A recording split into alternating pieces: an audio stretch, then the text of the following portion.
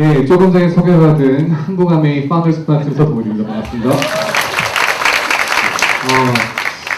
제가 오늘 맡은 그 역할은 저희 스폰서님이신 칩다이아몬드 김민기 이사님의 들러리로 잠깐 앞에서 그 바람 잡는 얘기를 하러 나왔어요.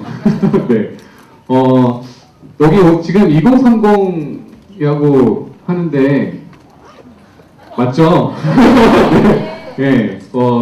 네, 그렇습니다. 왜냐면 제가 종사하는 분야가 게임 쪽이다 보니까 저희 게임 쪽 굉장히 젊은 분들이 많아요. 그래서 2030 넘어가고 여러분들 최근에 많은 화두가 되는 게 4차 산업혁명이다라는 게 많이 들으시죠? 그죠? 그리고 특히 최근에 이제 문재인 대통령이 당선되면서 이번 달에는 4차 산업혁명 특별위가 나온다라는 말도 많이 들으시죠? 근데 여러분들 산업혁명이다 라고 한다 그러면은 어떤 느낌이 드세요? 네? 농경사회? 산업사회? 네. 석유, 기차? 막 지르고 계세요, 지금. 네. 산업혁명이라고 한다는 것 자체는 어떻게 보면은 우리가 산업화를 간다는 것에 대한 얘기를 하는 거잖아요. 그럼 우리가 산업화라는 것은 어떠한 가치를 가지고 있는가를 잠시 좀 이야기 나눠보겠습니다. 여러분들, 산업화라고 한다는 것에서는요, 가장 1차, 2차, 3차를 나눌 때 가장 핵심적인 가치가 있어요. 가치가 뭐냐면 바로 생산성 증대와 비용의 절감성이에요. 산업혁명은 어떻게 하면 내가 현재 만들고 있는 것을 훨씬 더 빠르고 쉽게 만들 수 있는가, 그거하고 근데 만드는 것을 어떻게 하면 최대한 싸게 만들 수 있을까, 두 가지의 가치를 가지고 항상 발전해 왔어요. 그러다 보니까 1차 산업혁명, 2차 산업혁명, 3차 산업혁명을 얘기할 때는 각각 산업혁명에서 어떠한 기술들이 생산성 증대와 비용 절감성을 가지고 왔느냐에 따라서 1차와 2차와 3차가 나누어지거든요.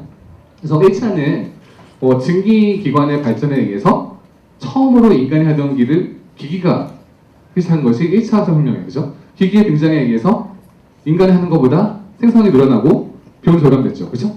그 다음에 2차는 여러 가지 일을 분업을 해서 대량 생산세계를 구축한 게 2차였어요. 그죠? 3차는 저희가 살고 있는 지금 이 시대. 그죠? 저희는 3차 산업의 끝물에 살고 있거든요. 끝물에.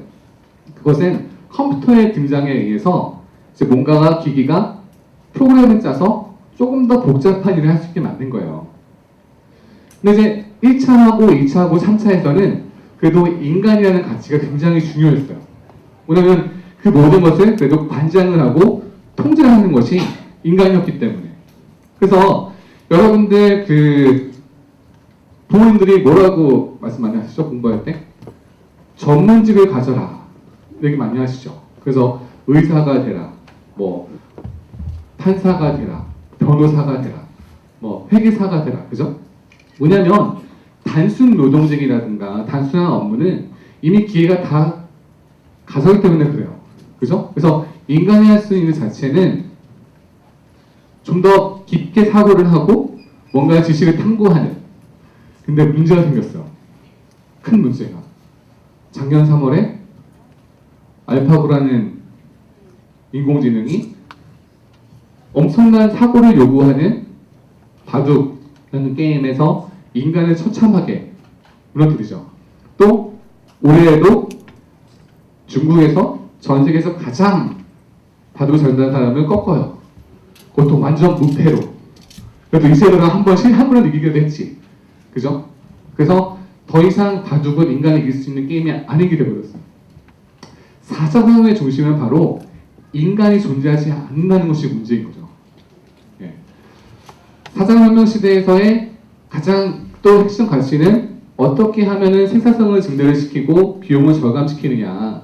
이것이 가장 큰 이슈인데 거기에 인간이 아니라 이제는 인공지능이 들어가는 시대가 되는 거예요.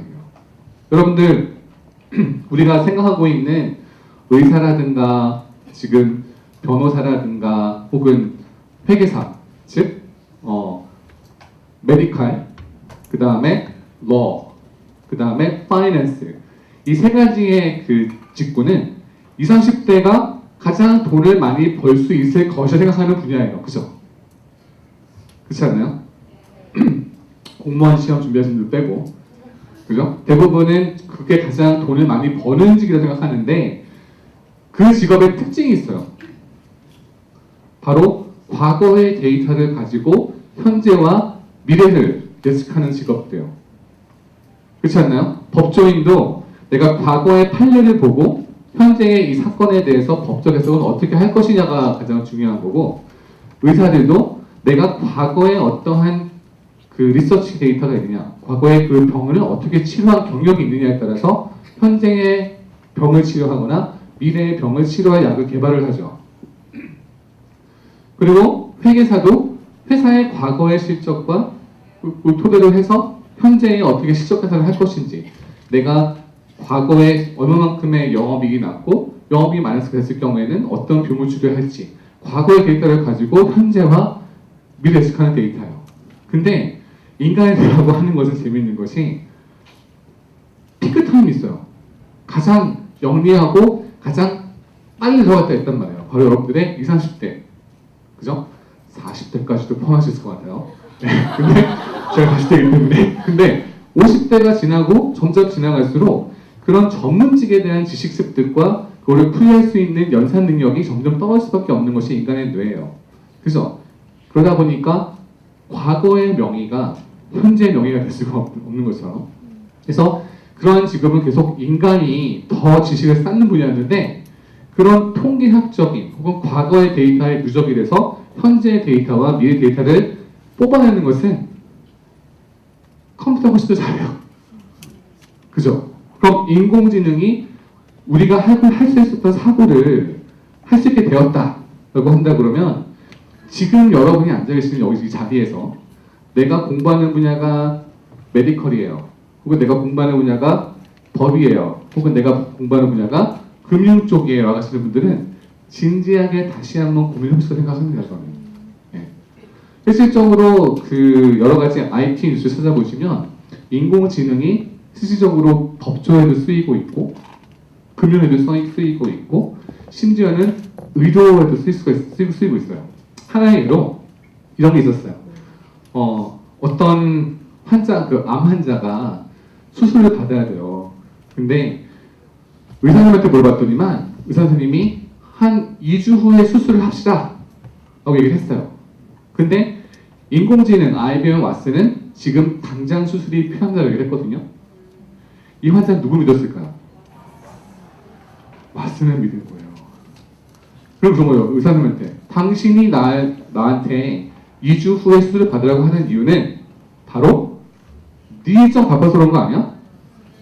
네가 수술하는데 2주 후에 한다는 얘기는 내가 2주 동안 내 암세포가 어디 퍼질지 모르는데 네가 어떤 학회가 있고 네가 어떤 컨퍼런스 있으니까 그때 하자는 거 아니냐 라고 사람이 믿은 거죠. 즉 기계의 정보를 더욱더 신뢰하게 된 거라는 거죠. 근데 이런 것이 웃고 넘어갈 수가 없는 것이 바로 그것이 여러분들의 직업들을 하나하나 위협하는 요소라는 거예요.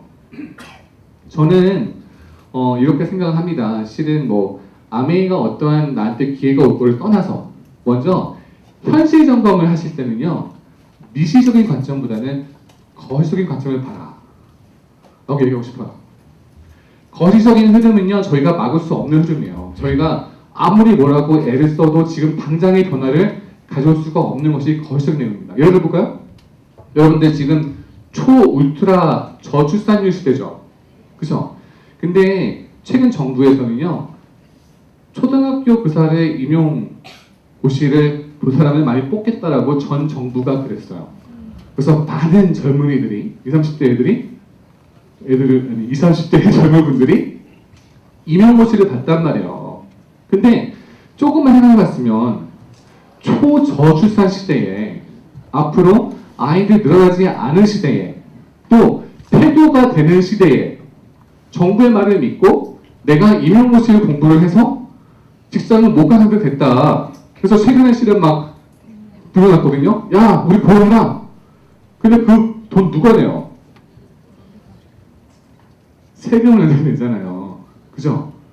그러면은 내 아이 한 명에 2명의 교사가 붙어야 되나?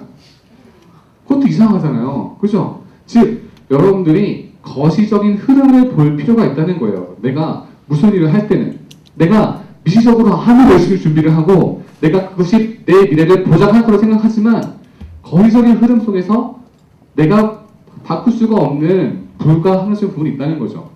예.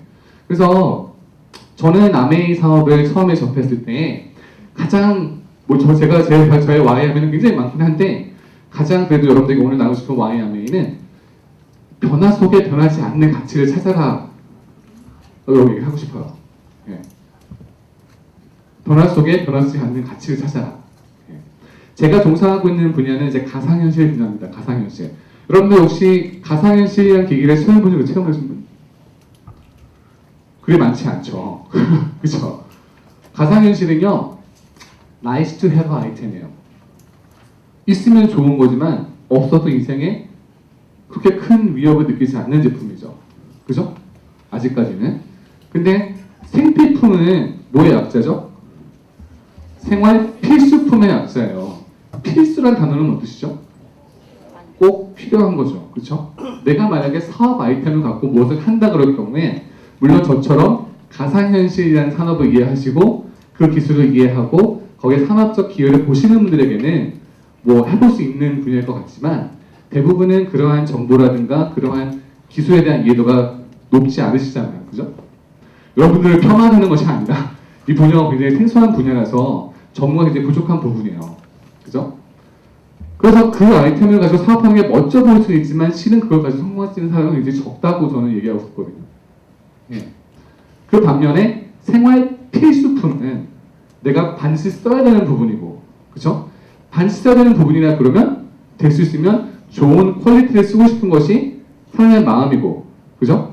또 그것을 통해서 내가 어떤 이익을 창출할 수 있는 기업의 기회가 있다 그러면 실은 must have 아이템이 될 수 있다 그러면 그 이 수많은 4차 산업혁명에서 변화 속에 변하지 않는 가치가 있다 라고 저는 본 거예요. 이왕 할 거라 그러면. 물론 제가 가상현실 사업을 하고 있기 때문에 이 분야를 하고 있긴 하지만 제가 아메이를 놓지 않고 아메이도 꾸준히 사업의 길을 보고 있는 것은 수많은 변화 속에 변하지 않는 가치를 먼저 본 거고요. 또 두 번째는 예, 그 가치가 얼마만큼 진실성 있느냐를 좀 봤던 것 같아요. 진실성. 최근에 옥시 사건도 있었고, 그렇죠? 우리가 자급자족 세대가 아니에요. 자급자족. 그죠? 우리 지금 나는 집에서 밭에서 뭐 길러 먹는 분 계세요? 나는 내가 베이킹 소다에다가 직접 해갖고 치약 만들어서 쓴다는 분 계세요? 그죠? 있을 수 있어요. 예. 하지만 나쁘다는 건 아니에요. 하지만 대부분은 무엇인가를 마트에서 구매해서 사시잖아요. 그죠? 그러면 내가 쓰는 돈에 대해서 나의 건강을 지켜줄 수 있고 나의 청각을 쓸 수 있는 부분에 대해서는 많은 고민을 해보셔야 돼요. 예. 제 개인적인 이야기지만 저희 어머님은 지금 굉장히 많이 아프세요. 젊을 때 건강관리 못하셨어요. 그래서 작년에만 제가 어머니 병원비 쓴 게 3천만 원이에요. 예.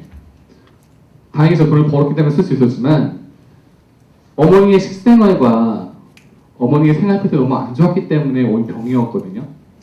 결국에는 지금 북미에서도 병을 고치는 비용이 워낙 비싸니까 병이 낫지 않는 비용으로 이제 그 헬스케어를 많이 쓰려고 하고 있어요.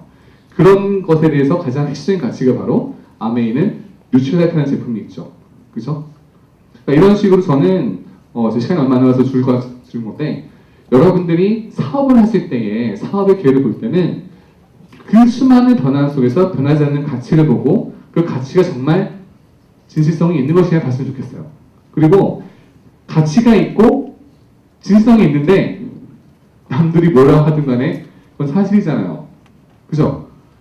거기에 대해서 흔들리지 않는 그 가치가 있다 그러면 아마 여러분들도 굉장히 좋은 사업의 기회를 볼 수 있는 것이 생기지 않을까 싶습니다. 저희 이렇게 마치고 저희 스폰서님이신 김민기 축구사분들 모시고 또 이어가겠습니다. 감사합니다.